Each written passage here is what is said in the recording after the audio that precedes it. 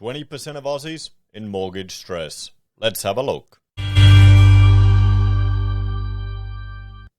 Hello everyone, Florian.heise here, and welcome to another episode of HeiseSays. Grab your stein of coffee, because we're going to have a look at an article which is just discussing, well, loan stress and 20% of Aussies in mortgage stress. Now, here's the thing. What is mortgage stress? And is the, definition in the media that is used, or the common definition that originally came from the ABS, is it still relevant? Now, let's have a look at just a snippet from savings.com.au because they talk about it. So what is mortgage stress? Mortgage stress is commonly defined as when a household is spending more than 30% of their gross pre-tax income on their mortgage repayments. So it's pre-tax, it's counted pre-tax. So even if you have to pay a big chunk of it in tax, well, that's still used to count your mortgage stress, everyone. And I'll just get my pen right here. However, this can be seen as an overly simplistic definition.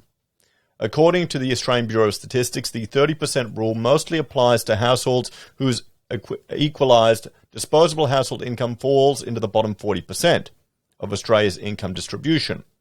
If a low-income household is spending more than 30% of their income on their mortgage, repayments, or rent, it means that they are in housing stress. So that's probably the more, interesting take on it. It depends on where you fall on the spectrum, where your income is. Now, you got the average income at the moment is about $1,700 a week. Then when you've got the average income of a, casual worker in Sydney is about $600 a week, even below what the average is in retail overall. And then you've got the median, which the average is about 62. Median is about 50. So it's all over the place, everyone. So, and here's the thing. If you have a culture and a people and a generation that has had to just struggle and work hard to save for so long, is being in mortgage stress really that much of an issue? The question is this an outdated concept? So let's have a look at this article, which is saying loan stress may prompt a regulator response. So, a new report warns an environment where credit growth is far outpacing income growth is unsustainable and will trigger a response from Australia's financial regulators. Well, let's bring up the good old wage growth chart that we have here, or the estimates from the RBA, just showing you how it's, non-existent, and how they've failed in their predictions again and again and again and again and again and again and again. They're the ones managing our entire economy, everyone. Moody's Analytics, which operates independently from Moody's Investor Service credit rating agency, estimates that 20% of Australia's population is under mortgage stress. This is a concern when lending rates are at historical lows. Mortgage stress is defined as those who pay. Lending rates, they're referring to interest rates, I would imagine, not the rate of people taking up loans. Mortgage stress is defined as those who pay 30% of their household income in mortgage payments. An underlying concern is that when interest rates do eventually rise, highly leveraged households need to be able to continue servicing their loans, even if rate increases are forecast to be gradual. Now, the cash rate, and bring it up here, it's sitting at 0.1%. And that's a very reasonable argument there from Moody's. But how do we know, considering what's happened in the last year, the amount of government intervention that's occurred, how do we know Mortgage Keeper won't appear? We saw articles where professionals, 2 people on 6 figures, were thankful for the mortgage holidays that they could keep them in their house. Now, those are what scared me the most. Those are even more scary than like the teacher that put all their money in housing, had 5 properties negative geared, and they were paying interest only. I mean, that's putting all your eggs in one basket. That's simply what it is. And you're asking for trouble there. But the professionals that didn't have enough of an emergency fund set aside to cater for potential interest rate rises or even just the disruption to the economy, that was even more concerning. But can they even raise the interest rate again? What will happen? What will be the political interventions? I think that's the question we need to have now. Because it seems quite reasonable that people who borrow themselves to the hilt might get in trouble when rates start rising again. But What will the government do to save those people? Well, what's the most outrageous thing you can imagine? Everything's out the window now. Government debt is going to approach $1.3 trillion. What could they do? What could they do? So, she believes the banking watchdog, the Australian Prudential Regulation Authority, is on the verge of intervening in the housing market to cool the spectacular momentum experienced across capital cities. APRA has previously intervened to curb investor demand for housing.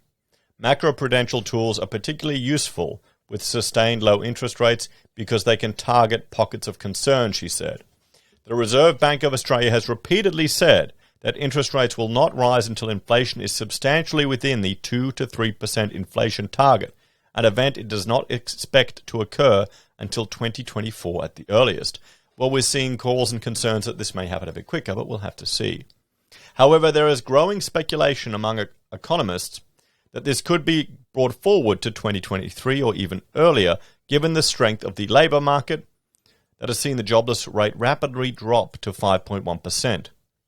A meeting of Australia's Council of Financial Regulators earlier this month agreed that overall lending standards in Australia remain sound. However, APRA has written to the nation's largest bank warning there are signs of some increased risk-taking as home buyers rush to secure loans in a heated housing market. Well, maybe that's the FOMO. Maybe that's what needs to be addressed.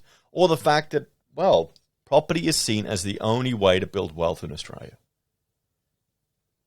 What's celebrated? How many people are falling for stupid property scams online? You know, like bankrupt pensioners or pensioners with no money and they're putting everything to buy some stupid course from a con artist so they can make money in property. That should just tell you right there how obsessed we are with this. How people think it's the one way they can get ahead.